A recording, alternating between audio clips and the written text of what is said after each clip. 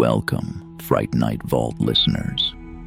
Tonight I open for you a tale of wood and hinges, a vessel that pretends to be ordinary. Look too quickly, and you will see nothing but a cabinet, a small wine box, worn by years and marked by scratches that speak of restless nights. Yet within it waits something older than dust, older than silence. Shops that deal in forgotten things are never truly quiet. Their shelves sigh beneath the weight of relics. Their air hangs thick with varnish, mildew, and the faint taste of rust. This particular shop was no different. Its walls bowed under the pressure of stacked clocks, cracked porcelain, lamps that no longer lit, and wooden furniture whose polish had long gone dull. At the far end, beneath a shelf of chipped glassware, sat the cabinet. Its doors were narrow, framed with tarnished brass. Its grain bore faint indentations, as though something had clawed from the inside out.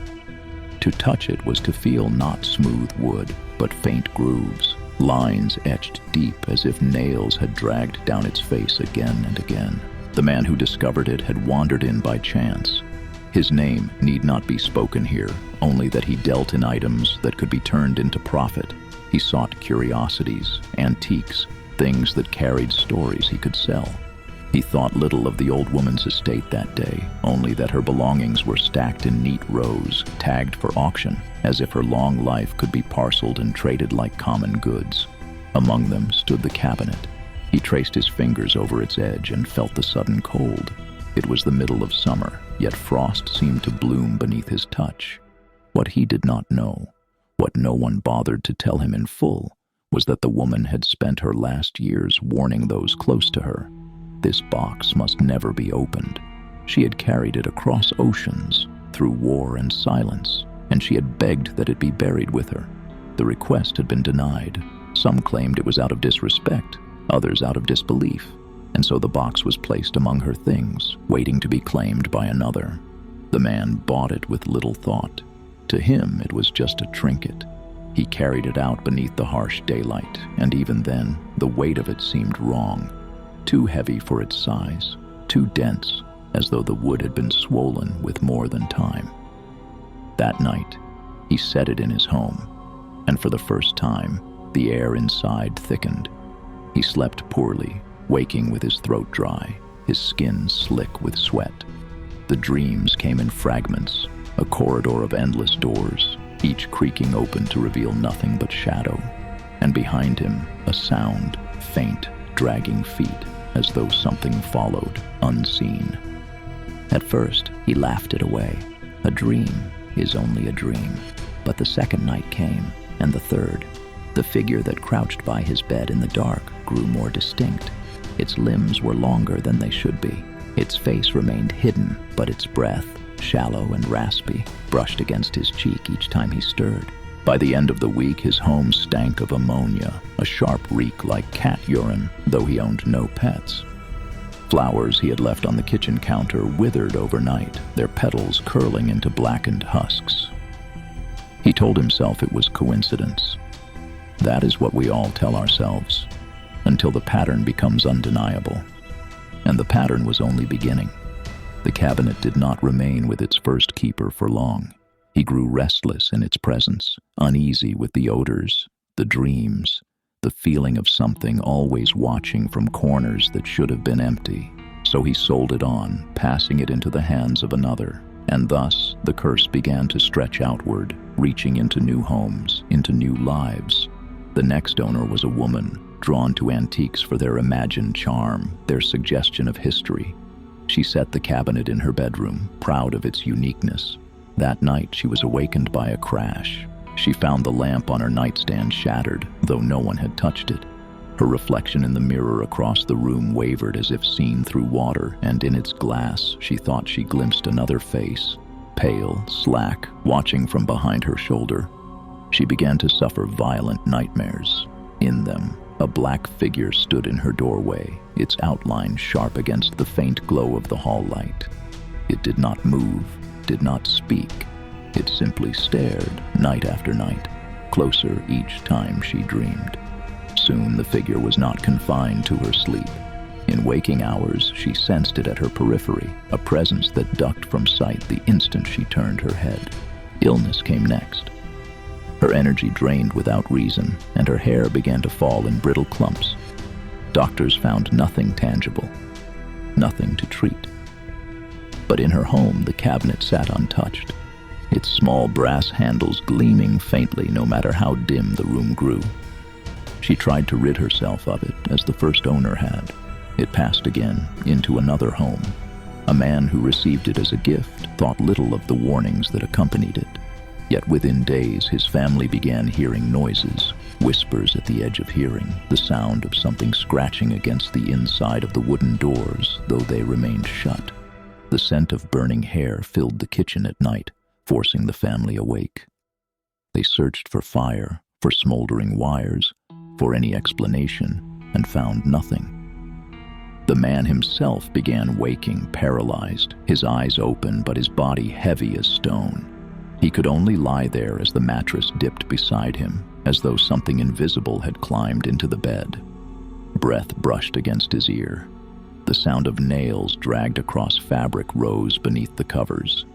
When at last he could move, the room was silent, but the cabinet stood only feet away, its doors trembling faintly as though something within longed to be let free. Again it was passed on, always someone willing to take it, whether out of disbelief or morbid curiosity. And each time, the pattern grew darker. A young couple placed it in their living room. They argued constantly now, though they had rarely fought before. The air in their home seemed thick, oppressive, like a damp cellar. When friends visited, they remarked that the place smelled faintly of decay, of wet soil, though no source could be found. One night, the couple awoke to the sound of their child crying. They rushed to her room and found her standing in her crib, arms outstretched, giggling at something unseen. On the floor beside her, the shadow of a tall, hunched figure bent over the crib. When the parents leapt forward, the shadow slipped back, vanishing as though it had never been. The child pointed toward the hallway, repeating a word she had never spoken before, a word no one had taught her. Dybbuk. None of them knew its meaning, yet the sound of it made the house colder still. The box traveled again. Each new owner swore they felt an unseen hand brush against their shoulder when they neared it. Objects toppled in locked rooms. Cold spots bled into bedrooms where no vent or draft could explain them. And always, always, the dreams. Endless corridors, locked doors, and the black figure, closer, hungrier, waiting. Some claimed to hear faint weeping when the cabinet stood in silence. Others said the wood seemed to pulse, as if something alive moved just beneath its surface. And though each attempted to lock it away, to hide it in basements, attics, storage units, the dreams did not stop. The curse was not content to stay with the box. It followed, clung to those who dared touch it, staining them with dread. Families broke apart, friendships fractured, health withered. The cabinet remained unchanged, patient, eternal, its brass handles gleaming faintly as if it were smiling. The longer it was handled, the stronger it seemed to become. What once were faint whispers now grew into full voices, muttering in languages no one recognized. What once was a fleeting shadow became full apparitions, figures seen standing at the end of hallways, watching silently before dissolving into darkness. Each keeper swore they would be the last, that they would rid themselves of it for good. Yet the cabinet always resurfaced, as if it chose its next keeper, as if its curse was a hunger that could never be starved. And those who crossed its path began to believe this was not a box at all. It was a prison, and prisons never stay sealed forever. The cabinet's darkest secrets revealed themselves only when someone, against all warnings, dared to open it. Inside were not bottles of wine, as its shape suggested, but strange tokens.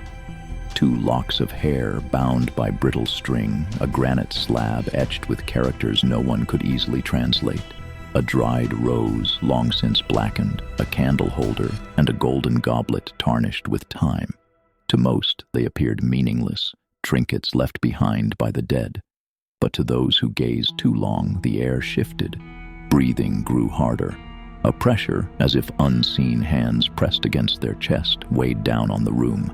One man, curious and defiant, pried it open before his friends. At once, the light above them flickered. The bulb popped with a sharp crack, showering glass to the floor. In the silence that followed came a sound.